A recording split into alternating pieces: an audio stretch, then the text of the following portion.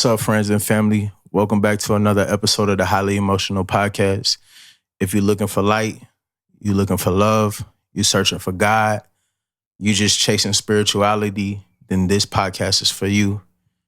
Today, my co-host, he back again, my brother Shemar.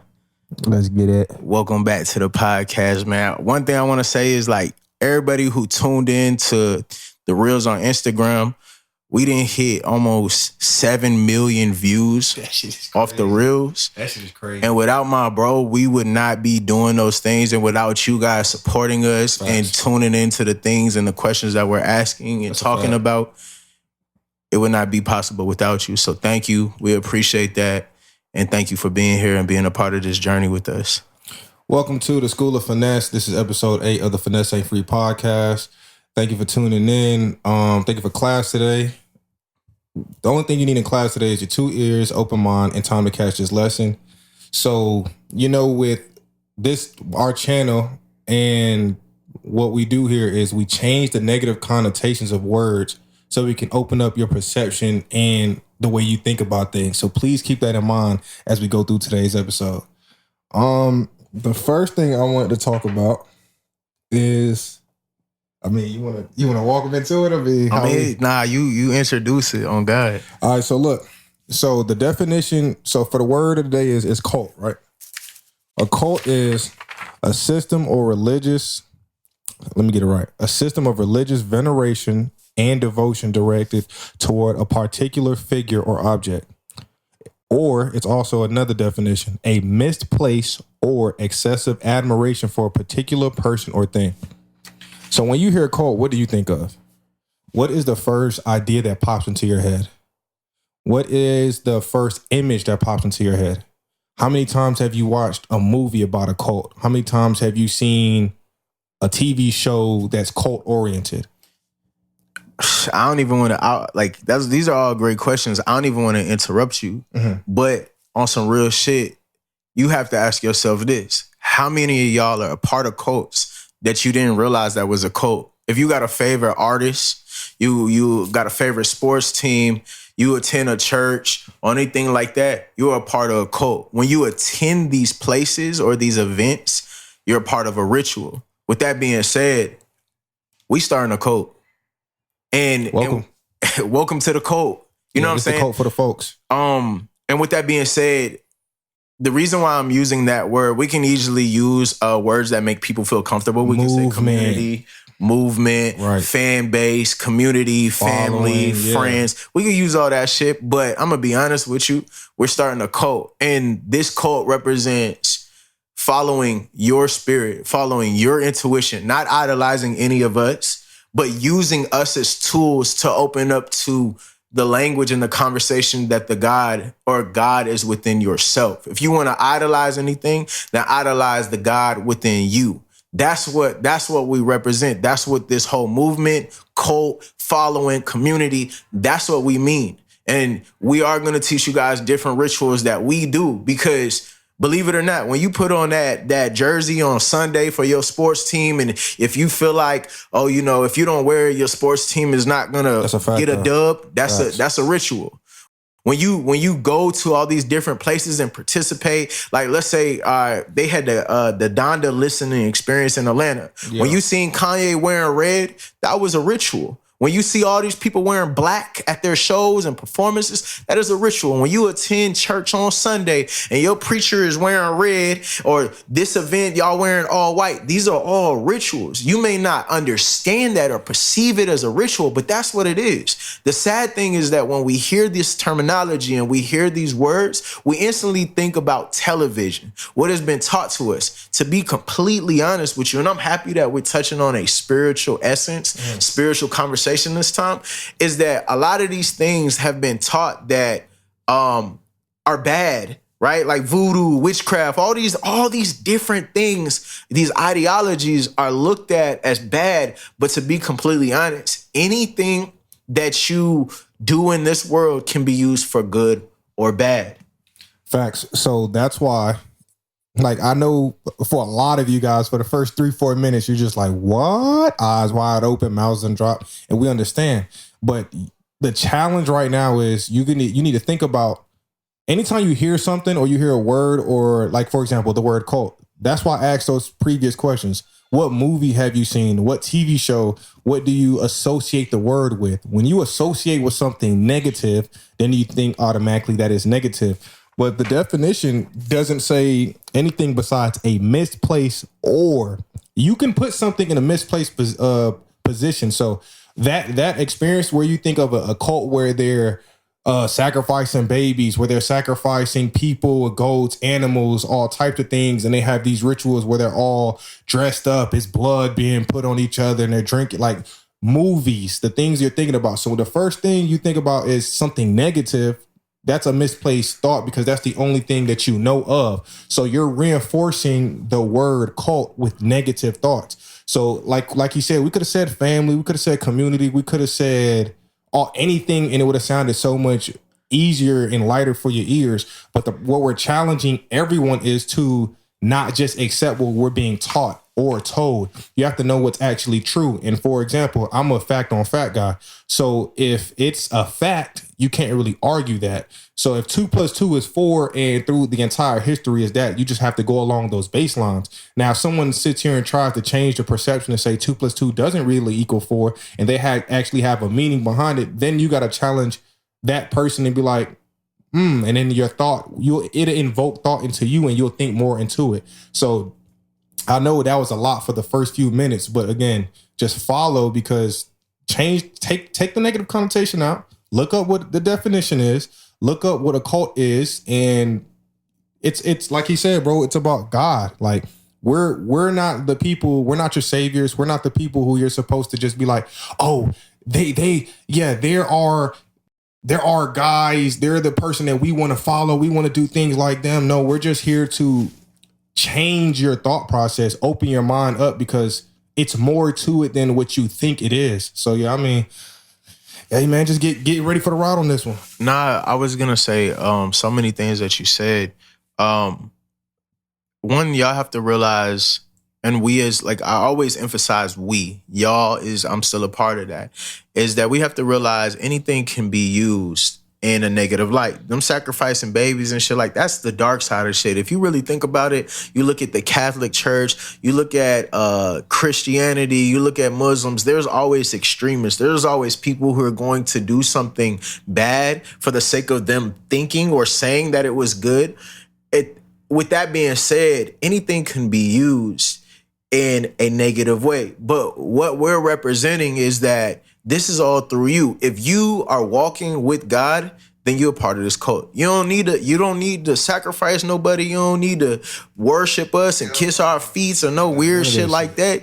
All you got to do is just be you and chase the God within yourself. That's what I mean. And the reason why I want to use these words is because they make people, their brain instantly feel uncomfortable. And then it's like, wait, what the fuck does he mean? What is he? Now we got your attention. And like, when we think about religion and ritualistic behaviors and all these different things, you could religiously go to the gym. You could religiously eat healthy. You can do anything in a religious manner or in a ritualistic manner. You could do any of these things. But if you don't take on or ask the questions or search for understanding, you might be participating in a lot of cults and rituals that you didn't even realize, and they've been fucking you up your entire life. So yeah, that's what we talking about. So, all right, let me challenge y'all the question. So, have you ever got that gut feeling before where you just like, nah, I shouldn't do this, or I should go this way compared to that way? My question to you and the followers, the supporters, everyone who's tuned in is, how do we know that's not God speaking through us?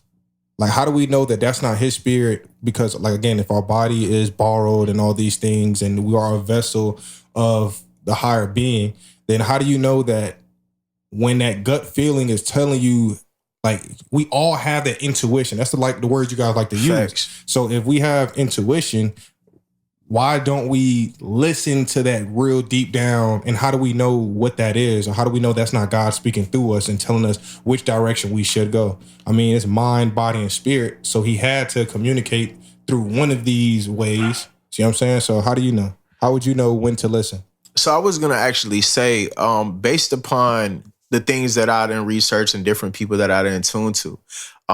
Every thought, every idea is actually a different dimension or a different reality or a different play of events. So for example, you see me differently. I am a different version in your story than I am in mine. Stay with me, right? Sure. Every decision, right, that presents itself right now in this moment, I could say this, I could say that. They are all happening in different realities, right? With your intuition, you are going to do what needs to be done regardless what it is. Even if you make a bad decision, that is detrimental or that is in need or it has to happen for whatever life that you're going to become. So like with the surrender experiment, this book that I've been listening to, it's about surrendering to your spirit, right? We're not saying pick up crack because somebody, gives you crack and you just surrender to crack. Like you guys can be those, once again, back to being extremists. What we're talking about is allowing your spirit to guide. Some opportunities you might look and be like, oh, I missed out on this opportunity and this and that. And what if? You can think about the what ifs. Chances are in a different space, a different dimension, a different reality, however you want to put it, it happened. But you made the decision that needs to be happened. So with intuition, well, the way it works for me, a lot of things I know. Okay, yeah, it may had like this could have happened. I could have chose to do this. I could have chose to do that. Yeah. But that may not be beneficial to this experience. Like I could have been with old girl over here, but I might not be a nigga who's doing a podcast now. I might not be somebody who does music. I might end up being a guy who just works at Target if I would have been with her. Like that's what we have to realize. So with your intuition, you can think about all these things, but to be completely honest, intuitively, you are going to make a decision no matter what, and that is the decision that has to happen. Everything has to happen, and it will happen for you to become who you need to be. The goal is to not have any expectations. Do not sit here and think that you are going to be the nigga that you are in your head in 5 years. You're not going to be him. You can think all day, and I talked about this in a previous episode, but you can set a standard for yourself. Okay. I want to have a house in 5 years. Guess what? Life happens, and guess what? It's not going to happen how you envision it in your head. Now, these things can happen, but it only happens the way that it needs to happen. Does that make sense? Nah, yeah, because, all right, so growing up, I struggled with everything happens for a reason. Because I like to know the answers and I like to understand why. I'm a person that asks why. So let's say something happens and I don't really agree with it. I'll be like, but dang, why did that happen? Why did that have to happen to me? Now, I could have easily been in a different place or I could have got a different outcome. But then when I sit back and look, like, for example, track, like I ran track in college and I didn't finish. What led me up to the position I was in for me not to finish college? I didn't understand that for me not to finish running track led me to join in the military. And I didn't accept that for a long period of time because I was so stuck on, dang, I wanted to do it this way. I wanted to do it this way. So even though you may not understand why everything happens for a reason, but sometimes you attribute to it. Sometimes it's not for you. Sometimes like this route that you're taking isn't what is for you. And I learned like this, like he just said. So you can have a plan for yourself and say, hey, I want a house in 5 years. Now, if you're doing everything you're supposed to do to try to get that house in those 5 years, kudos to you if you get it, kudos if you don't. Because let's say in 5 years, the housing market is very shitty and then you can't get something when you're in the right position to, because timing's everything. And we're not on our time. So once you understand that, we can't beat Father Time, and two, we don't control it. So we can't do anything when it comes to timing. So I understand sometimes we're in such a rush to get to things that we want because you feel like time is just passing you by. But timing is everything as well. So when it comes to everything happens for a reason and why, you just got to, like he said, let your spirit guide you, because sometimes it might take you 6 to 7 years to get to where you were supposed to be. And that's not what you wanted for yourself. So, yeah, man, like you could go be with this girl over here and that's not who you needed to be with. And next thing you know, like you might have found the person, the true love of your life. And then 10 years down the road, You end up being married because now you done had all these practice from all these other people and learn from your mistakes. So honestly, it's just like you get one life. Learn from your mistakes and learn from each lesson. Look at why didn't this work and how can I fix it for next time and try my best next time. And then sooner or later, it'll come to fruition. I was going to actually say, like, I hate to play the bad side or the bad guy. I don't know what the fuck they be saying usually, but I agree to disagree because I believe this. Believe that. There you go. I believe that your spirit actually knows. I feel like when we try to manifest these physical things, we're actually living in the flesh. But your spirit knows what you are going to get, what type of life you need to live. Everything works for a reason. Being said is that I hate talking about my past, but because people need to hear the story. In my past relationships, I used to wonder, like, why are these things happening? There's two lessons I could learn. One lesson is I could be like, okay, I'm with this person because, it's to prepare me for my future. Cool. That's one way we could look at it. Okay. Two ways. The reason why all these bad things were happening in that relationship is because I'm forcing it. I'm physically trying to force myself to be happy with this person. Yeah. But guess what? It's not working out. I need to accept and take a lesson or take note to the lesson that's happening and say, all this bullshit that's happening is because I'm not supposed to be with you. But see, the thing is, during it's happening, you don't know that. I'm good. That shit don't look like it's... What you talking about? The bottom line? Like, see how everything is just... No, we good. I'll say that. My fault. Excuse us. So that's what I'm saying. So if you change your outlook, like, see, during the moment of, you might think I'm supposed to be doing this right now, but typically speaking, you may not. But how do you know? Like, it's hard to try to make every right turn, because then if you did every single thing right, then you'd be perfect. And there's no one perfect. There is no perfect. Everything is light and dark. Everything is balance. There you go. Everything has to happen. Now, you guys can be like, oh, what about my mama and daddy? They used to beat on each other when they was young and they've been happily married. I'm gonna be honest with you. Sometimes that shit works out, and maybe that's how it needs to work out. But that does not have to be your life. You don't got to stick with that nigga because, you believe that. Or that woman. One day things are going to get better because it worked out for my mom and my dad. I'm going to be honest. If it feels like you shouldn't be doing it, chances are you shouldn't be doing it. Go ahead and move on and allow yourself to prepare for your next step within your journey. Every single thing is always a lesson. Don't look at it as an L. If you can, even though your feelings are involved, even though you're dealing with all these emotions, sometimes sit back and ask yourself, what's the lesson that I need to learn in this situation right now? And chances are, the longer you sit, the more you'll realize, oh shit, this is happening because I need to learn it. I need to learn this. I need to learn that. So that's what needs to be done. So, bro, it's so many topics, but one of the biggest lessons is change your outlook.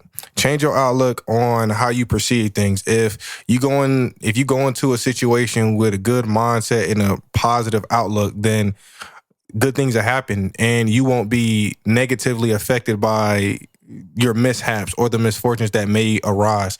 So if you look at like, hey, if you stuck on what ifs, you're just gonna be stuck back there because you're not paying attention to the lesson of what you were dealing with at that time. Before we even switch the topic, do you think when we have these expectations on our life, everybody, like, the thing that you should be chasing, your purpose in life, and I said this before, but your purpose in life is to experience. That is your sole purpose as a human being, experience. It is to experience life, good or bad, happy, sad, trauma, don't matter. Your job is to experience, right?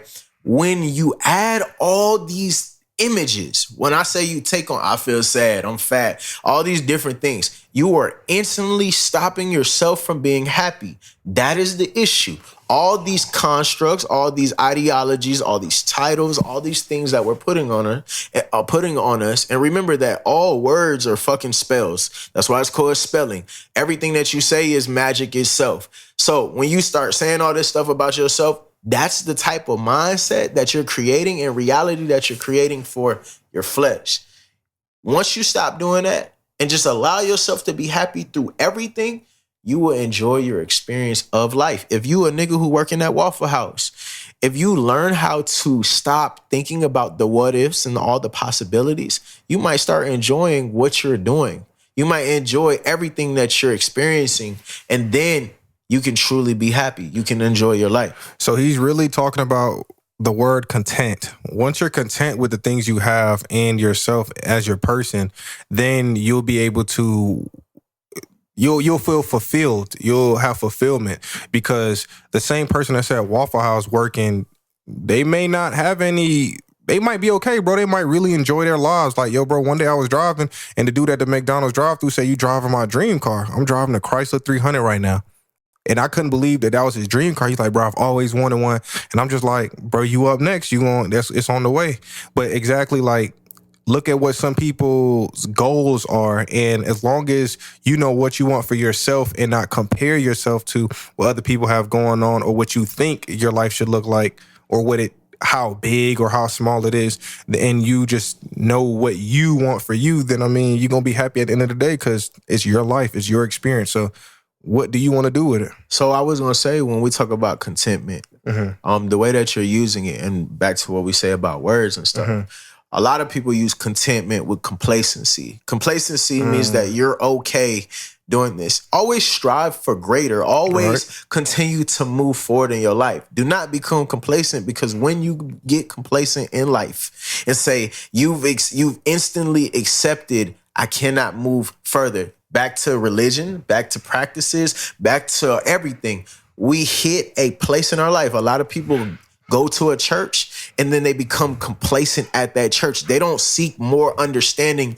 than what the pastor gives them. There's so much more understanding to religion, to faith, to God, to Jesus, to life, than what someone is being told, or what is being told to you. So you have to continue to chase. You have to continue to strive to become more. If you get complacent, you're going to die.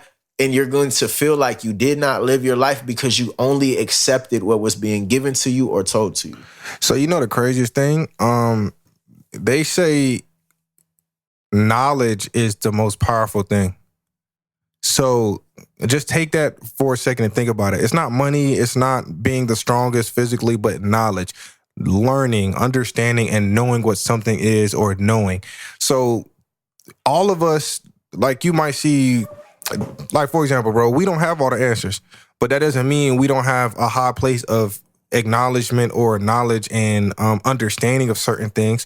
So, like he said, we always want more. We always want to continue, because at the end of the day, it doesn't stop. So learning should be your first, and it should be your biggest priority, because the more you learn, I mean, it's going to help you into different doors. It's going to help you walk through things. It's a lot. Like, knowledge, imagine if you were the smartest person in the world. If you were the smartest person in the world, what would you do with all that knowledge? And that's just impossible. Actually, like, one thing I like to say, though, is the best form of knowledge is wisdom. And to receive wisdom is through experience. So, right? Does that make sense? Life is the best teacher. There you go. So if you think about most of the lessons that you learned, the best lessons were through your experience. You can learn all this shit in school, but a lot of that stuff you don't even hold on to, because you didn't truly experience it. And I'm saying, like, does that make sense? No, like, you remember all the times that you didn't scrape your knee more than the geometry that niggas didn't talk about in school. And that's what I have to say. Like, when people talk about being wise is through living your life through experience. It be people who go through the most traumatic experience that be the wisest. There's people in jail that literally are wise. We're not talking about book smarts. That's how you can retain information. If you could read a book and then recite it to me, you have high levels of retention. Talk about it. Does that make sense? That doesn't mean you're smarter than me. Yeah. I know a lot of niggas who graduated from college are the dumbest niggas I know, because they accepted an ideology. Does that make sense? Yeah, so people going through the systematic, you just going through the system and just listening to, when's the last time you used Y equals MX plus B? Like, come on. Never. So it's like, with school, like you said, like, okay, so there's a few different type of intellects. You have the street smarts, you have the book smarts. And when you put both of those two levels together, then you feel like a well-rounded person. But what about spiritual intellect? What about, yeah, I mean, are you, like, you feel me? Like, we're not talking about that enough. Y'all aren't learning in that sense. Y'all aren't educating yourself about your own spirit. What does it mean to, like, for example, he said the word spells and spelling and magic. As soon as he said magic, how many of y'all thought about a magic trick? But not really understanding when he brought it full circle to said that this is your reality and what you're creating for yourself, because you're speaking these words and this is your belief about yourself, and now you're believing it and feeling it. So I mean, yeah, man, get your education up, man. With that being said, that means that everything is an opportunity to learn. Learn, like, that's what we have to view life. Life is a classroom. The construct, the matrix that we live in is an opportunity to seek more understanding, to gain more knowledge, to better your experience by chasing information, by seeking. Like I always say, my biggest teachers in my personal life are my children. I'm still trying to figure out, how can my children be so happy off a fucking box? Like, I still to this day, and we talked about it before. What you mean? Like, elaborate. What you mean by box? Like I can get my kids all the fucking toys in the world. My kids got playrooms, right? Yeah. But the thing that they play with the most is the motherfucking box. 15 minutes after opening the toy, they in that box. My son might build a house. He might build a castle. He might punch that joint. He might hide in it. All these things. And so it makes you say, are you overcomplicating your life by becoming overstimulated to a false reality? Right? Like for example, are you like, do you know how to be happy by just sitting in silence? If you had nothing, if you had none of your material things, could you be truly happy? And that is the fucking issue. You can't be happy by just experiencing life. You can't be happy off of just having hands. You can't be happy off of just having eyeballs. We have to seek for happiness outside of ourselves. Instead, we should be searching for happiness within ourselves, which is where God resides, and through our experience. Does that make sense? No, it makes a lot of sense. So to piggyback, so we crave admiration and gratification. So because we look for all these different outlets to give us those things, without those things, we don't feel full. We don't feel whole. We're not happy, or we don't get that compliment we want. So because there's so many things that stimulate our brains, like, for example, his kids, he just said that they can play with just a box and they can get creative. They can start being imaginative and build a house, do this, do that, because they're kids. For example, when you're a kid, all the other outside stuff that you haven't allowed in your brain yet, which you don't understand, doesn't hinder or block you. That shit don't even matter. No, it doesn't. It's crazy as fuck. If you go watch, like, all right, so I was running tracks from 8th grade. I was saying about 16, 17, when I was in like 10th, 11th grade, I started running summer track. Yeah, I would see these kids, bro, they're doing one lap and they not stopping. Like, even though they tired, them little kids ain't stopping. I'm not going to make it seem like they were running as fast as us, because, you know, we're more mature. We have more muscle, stuff like that. Bigger legs. Yeah, for sure. But because they didn't have the mind block of, yo, I'm going too fast, I know when I'm going to get tired, they're just running.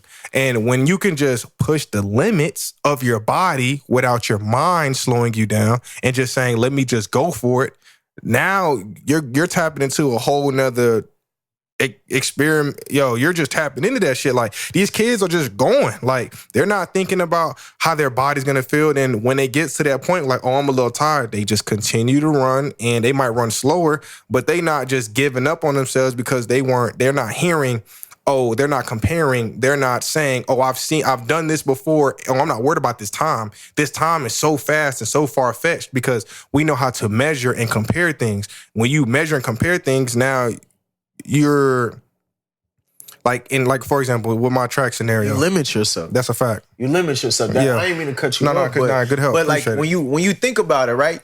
They don't have the concept of limitation. Facts. That's what kids don't do. They don't have a concept of, like, they might think like, oh, nah, I ain't even gonna lie. Cause my son, like, if we bring in groceries, I'm a one trip type of man. Yeah, my son, on the other hand, bro, he'll come and try to lift something that I know is heavy to him, but he'll still try to do it. My daughter, she'll come lift my gallon water bottles. And the thing is, they don't have the thought of limitations. They believe that they can do anything. And that's the issues, is that as more mature adults, we understand that life has limitations, but we look at things and we set a standard and say, this is my limitation. Your fear from, and like all this shit is from being lazy, to be honest, but your fear from running and getting in shape is because your fear of your limitation. You sit here and you're like, oh, well, I can't lift this heavy weight, or I can't run that fast. You don't got to run. You can walk, run fast as you can, lift as much as you can, lift and just enjoy the experience. You have to zone out on that and experience, thrive in the experience, get that high going, allow yourself to just feel it. That's the best thing about it. Once you sit here and put that limitation on yourself, you didn't fucked up. Now you didn't already counted yourself out and took that L to the face. No, yeah, you talking. Yeah. Well, when's the last time you've been in the zone about something, unless it was very important to you? Like, you see these runners, they're running marathons, and it's just like, bro, how do they just keep doing it? And like, bro, don't they get tired? Besides the strenuous training and all that, mentally you gotta have that fortitude to just be like, yo, I can, and as long as you can say and can do, you will. I will. Yeah, that's a fact. That's even stronger than I can. I will. True. I will do it. I can run fast, but I will run fast. I will run faster. I will run faster than I ever ran in my life, and I will continue to live. And even it's funny because even while you're saying those words, I'm already thinking about the next words that some people would add to that, and they'll be like, now or then. Stop putting a time limit on things. Facts. Like, we're in such a battle with time that we're beating ourselves up. We're such in a fight with so many other people with how we want our lives to look and the things we want, when if we don't compare ourselves and don't look at the next man or next woman and the next big thing, then you'll really realize how much you're accomplishing right then and there, and how much you actually have done in this short period of time, that from where you started to where you are now. Like, just look at your whole life. Look at where you were when you were 15. Look at where you were when you were 18. Look at 22 and 28. Like 40, 50, the people that's climbing the numbers. Shout out to y'all. Yo, there's so many things that we could talk about on that situation. Let's hit the next one. What else we got over there? I got the word. What's the difference between being taught and told something? When someone tells you something, do you just take it as is, like that is correct, that is the outright most factual thing, or do you challenge what that person is saying and do your own research? Too many times we're told something and we just take that for like law. How many times are you taught the right thing, or like you might think you're being told the right thing, but if you don't do your due diligence to go back and look and question something, because you got to understand it for yourself and then learn your perception of what that word or idea was being told to you, and be like, oh no, I just got taught something. Now that's a lesson. So I mean, yeah, when's the last time you've been told something versus taught something? I was actually before you came, I was listening to this interview with Sadhguru. I don't know if you ever heard of him, but no, not yet. If y'all don't know who Sadhguru is, he's actually a great person to listen to when it comes to theories about life, spirituality. One thing he says, he doesn't identify as, no religion, no construct, nothing outside of himself. He only identifies as him. He says he's not even I'm not a smart person. I'm just me, right? One of the things that he said, which hit home for me, is that he said when it comes to truth and you experience truth in person, there is nothing in your head that can stop you from knowing that that's the truth. Does that make sense? So if you seen a nigga get hit by a car, you know that truly happened. You experienced it, right? Yeah. But if someone told you, hey, bro, this person got hit by a car, you can hear it, you can understand it, but you truly don't know until you experience it, until you see this person's leg. Even if somebody got call and get some confirmation, even stuff then like you're that. still being told it. You have to see some type of truth to know that it happened. You have to experience it in some type of matter to know that it's truth. Does that make sense? It does. The only thing like all right, so devil's advocate.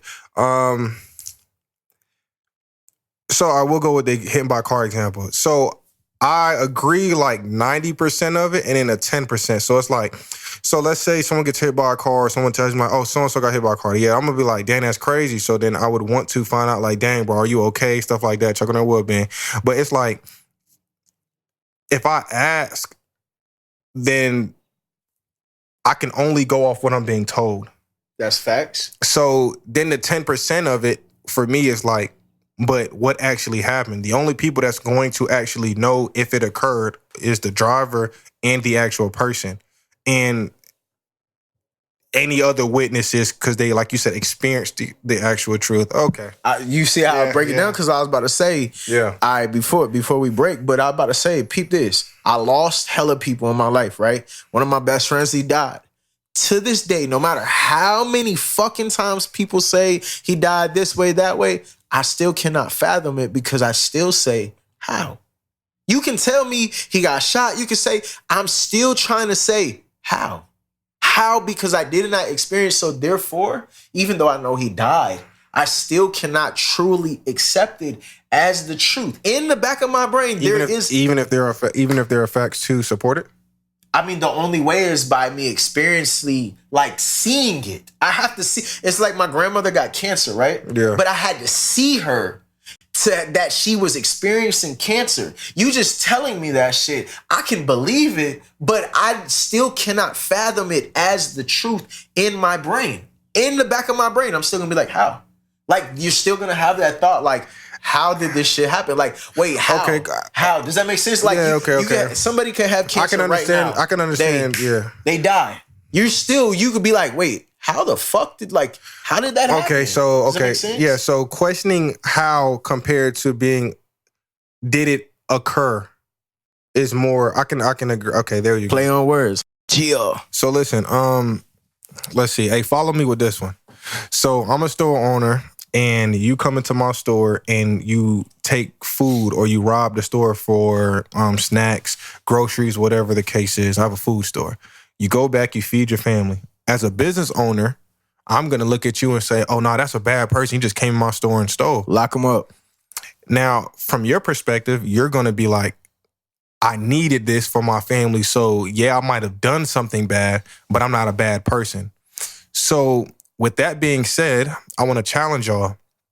Instead of taking something on face value and just being like, oh, no, that's just wrong. Just think about it for a second and don't let the negative previous experiences reinforce your thought process. Pretend like you have a brand new slate and you've never heard any of the things we've talked about before, and then be like, think about it. Why? Question it. And then see where you lead to your decision or your decisive manner. And with that being said, this is a part of the reason why you're in the cult.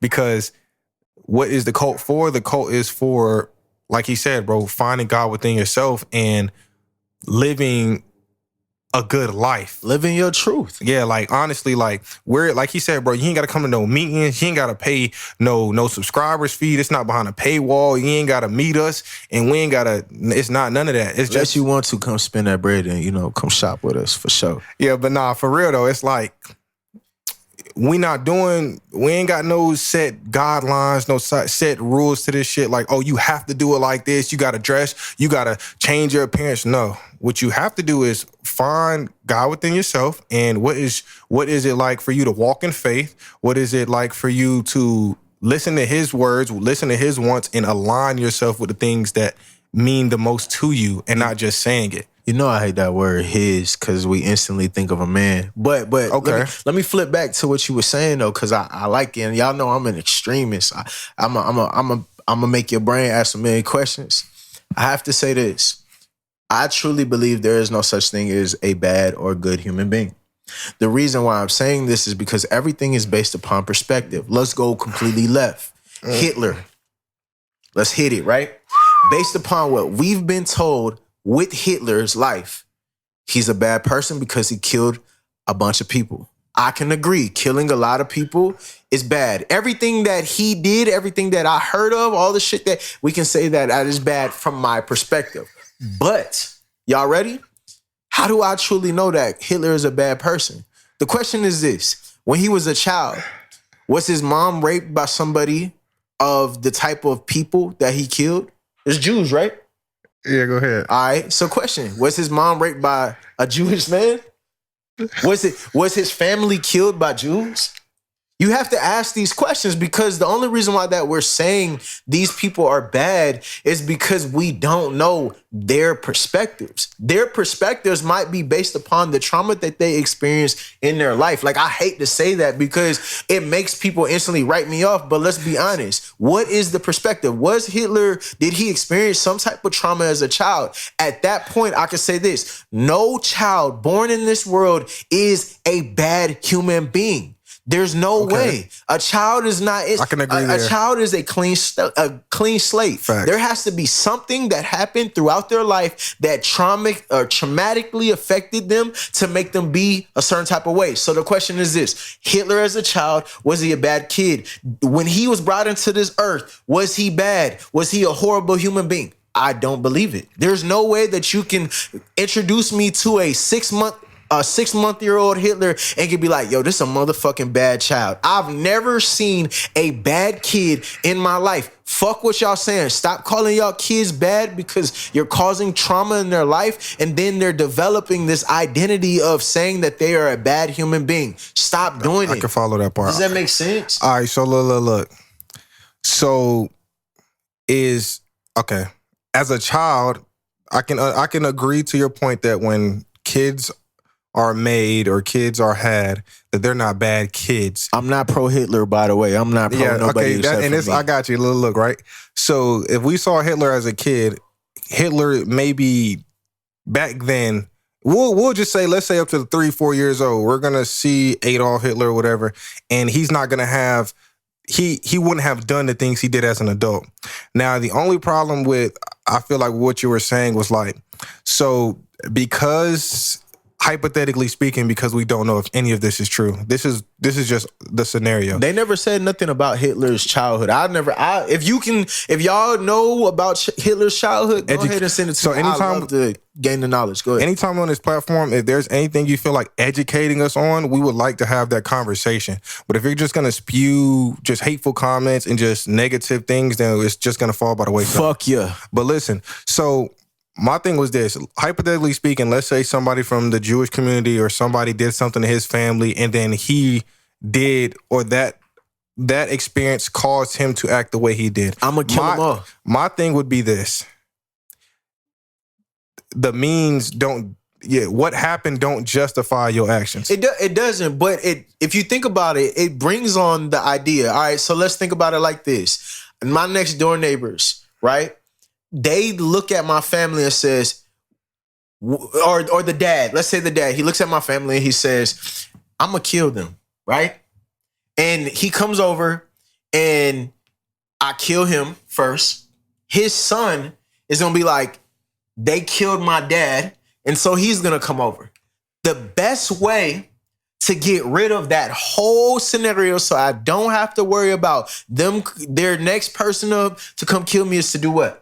Set that whole fucking house. It sounds fucked up. Set that whole house on fire.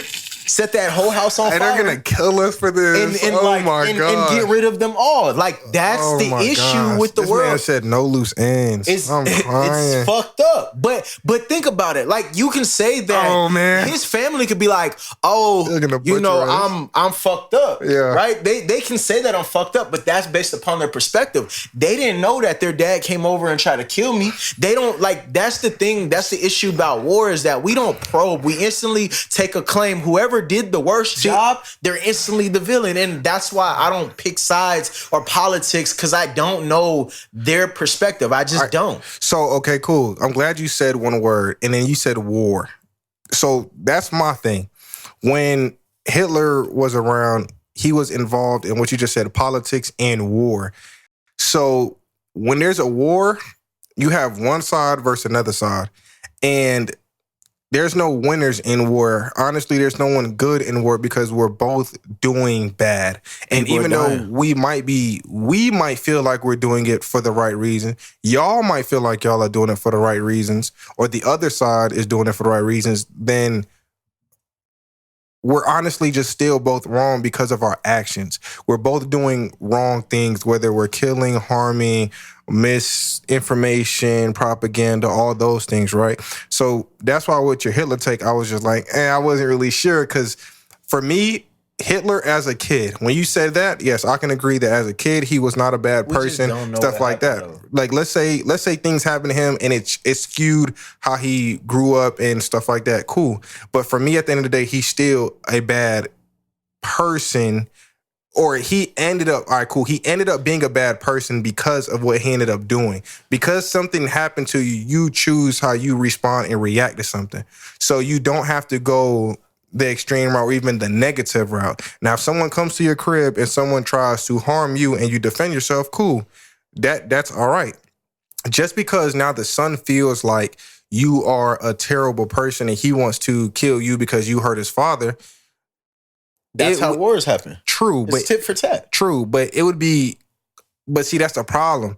If you then decide to say, all right, for me to end all this is just to burn his shit down, then you're wrong then, because you took that step to not because you're not wrong in taking the strategic fashion to say, all right, no loose ends, let me clean this shit up so I don't have to worry about any blowback or anything continuing to happen. Cool, that makes sense. I'm saying for this now, if hypothetically speaking, if there was a video and you had the video on your camera and you go up to the son and say, hey, this is what actually happened. Your dad came over here drunk. He don't give a fuck. We can't say that. You think that, like, hey, listen, you would be surprised, because at the end of the day, bro, wrong is wrong. But so, what if he taught him those values too? True, but but again, that's why I say facts. You can't argue facts. If on the camera shows he came over here knocking on the door, I opened the door, I spoke to him regularly, however the case was, and then we ended up getting into a tussle. He shot at me, I disarmed him and shot at him back, or however, if I had my own weapon, shot at him and he's dead now. Now, you can look at him and be like, yo, he was the antagonist of this situation. He caught the shitty end of the stick of the situation. But at the end of the day, it was either me or him. Now, when you go to, again, it's kids, so it's going to be hard for them to understand. But I'm not going to say that kid may not be like, you know what?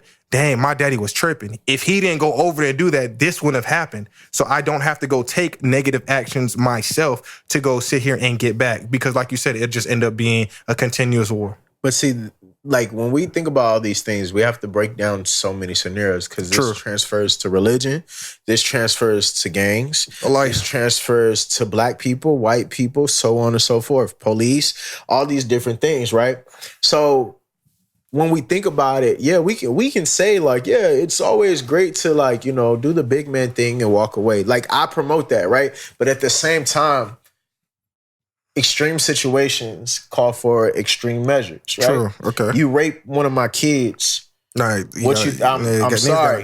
And I'm not sorry. Like, I might not leave it open for your son to come avenge you because this is that. It's like, that's the issue, is that there's always someone who's going to perceive it. You can show them all this fucking evidence, but all right, so right there, before you go ahead. We're not the ones to choose how they receive the information. No, that's okay, because that gives them a choice to say yes or no. There's no way, bro. You could show me a million fucking videos on how this person did. I'm still going to feel some type of way based upon my reality, my feelings, my emotions, my experience. I'm still going to feel that way. So chances are, so this goes back to what I said. There is no true good or bad.